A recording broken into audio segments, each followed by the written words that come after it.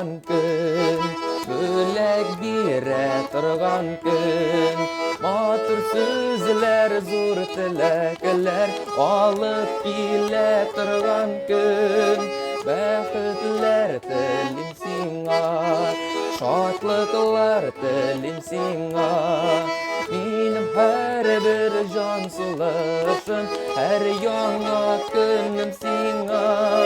Sen minim matur kızım, sen minim taň ýyldızım, sen minim janakayım, sen minim altyn kayım, sen minim bägerkäýim, sen minim bäxtkäýim, sen minim asal kışım, sen minim matur kızım, sen.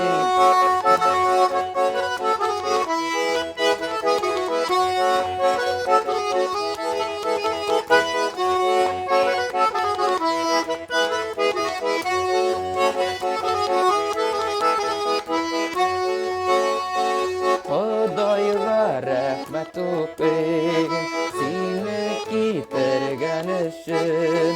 Şu kadarly matur hisler bölek getirgen üçün. Gözleriň irnäriň, ýalmaýyp gülüleriň. Şu kadarly matur seniň täpilep ýörüleriň.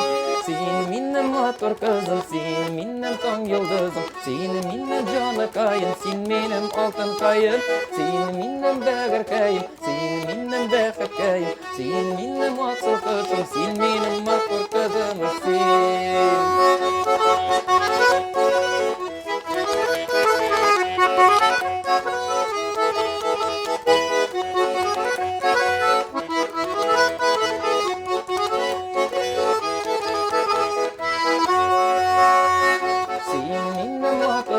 Sen minim taň ýyldızım, sen minim janakayım, sen minim altyn kayım, sen minim bägerkäýim, sen minim bäxtkäýim, sen minim asal kışım, sen minim matur kızım, sen.